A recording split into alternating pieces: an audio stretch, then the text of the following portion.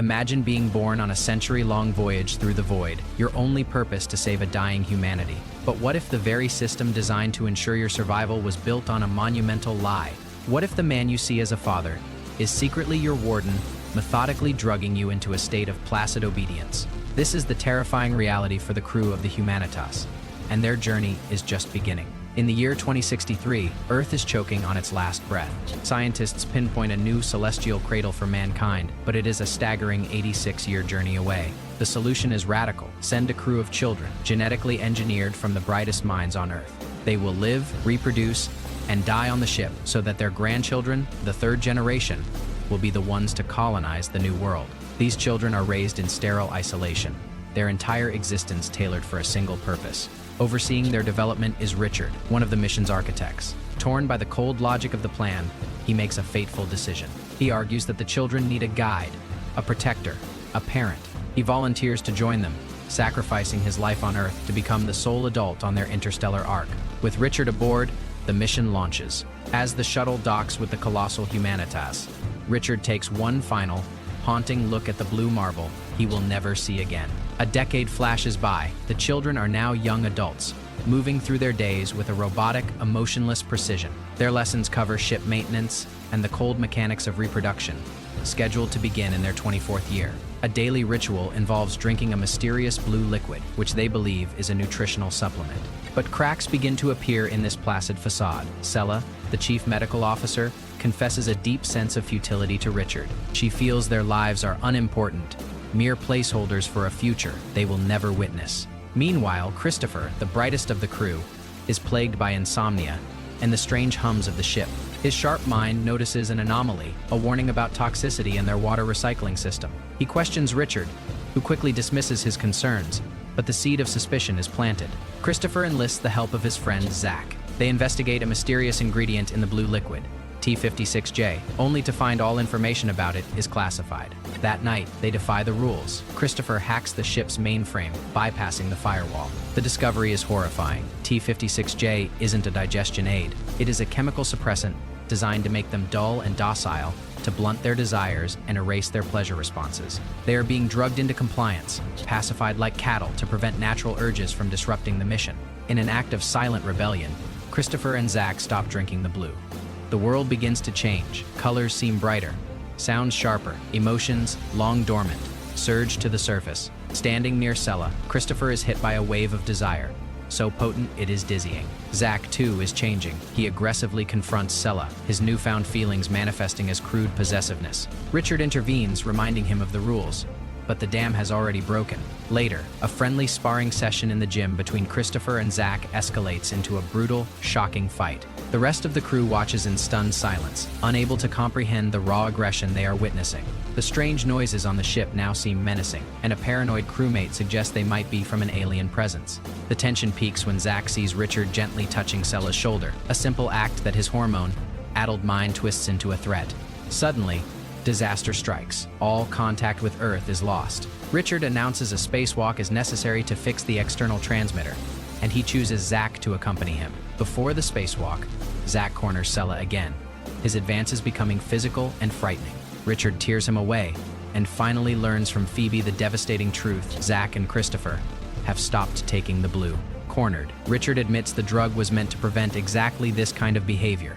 He strikes a desperate deal with Christopher, help him fix the transmitter, and he will back Christopher's objections to mission control. But as they step out into the void, a sinister plan is already in motion. While Richard and Christopher are suspended in space, Zach sneaks into the systems room. A massive power surge erupts, engulfing Richard. He is thrown violently into the darkness of space as alarms blare across the ship.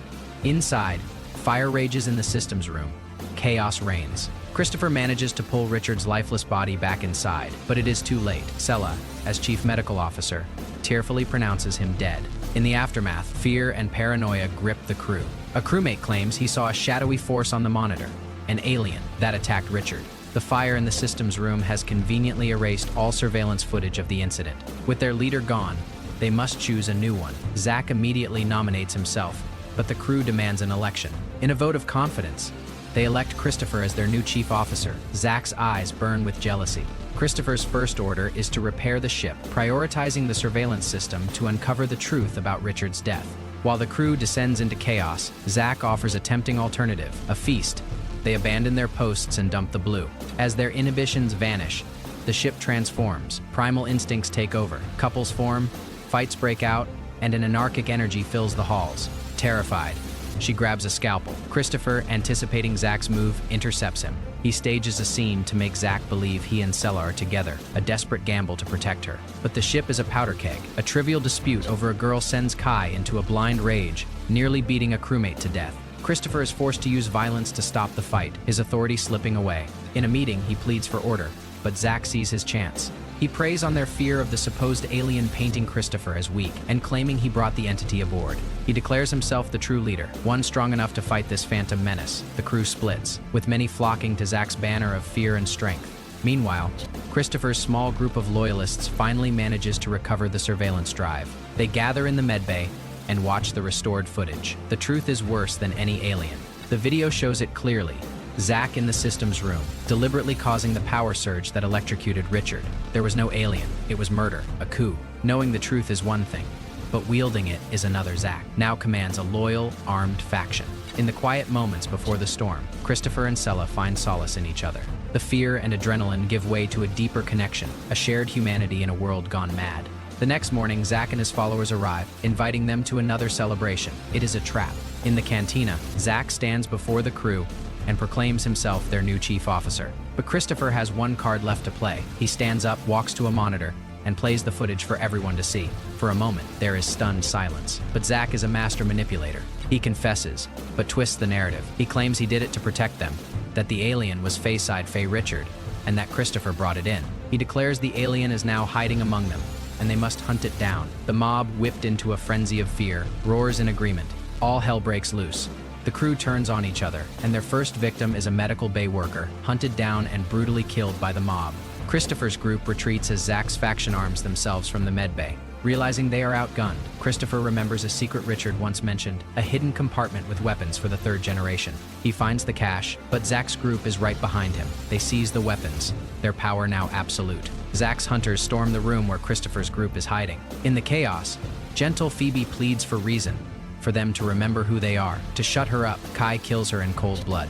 The shocking act galvanizes Zack. He orders the death of Christopher, who escapes with Sella into the ship's labyrinthine corridors. A deadly game of cat and mouse begins. They incapacitate Kai with a fire extinguisher, but Zack is relentless. They retreat into an airlock, their final gambit. As Zack fires blindly at the door, Christopher opens the outer hatch. The vacuum of space rips Zack into the airlock. He grabs Sella, stabbing her as they struggle for the controls. Christopher shoves him towards the void, but is pulled out with him, tumbling into the abyss.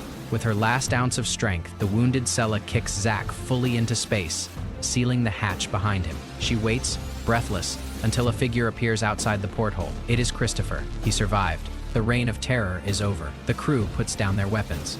In the quiet that follows, they confront the darkness they unleashed. They choose a new path. They elect Sella as their new leader, and decide to govern by vote, to embrace their emotions, and to never return to the blue. Time passes, the ship heals, the crew works together, this time in peace and cooperation. Sella becomes pregnant with Christopher's child, the first of a new generation born not from a cold mandate, but from love. Decades later, the ship finally arrives. The first generation, now old and gray, stands with their children and grandchildren. They look out at their new home, a testament not just to survival, but to the messy, chaotic, and ultimately resilient nature of humanity.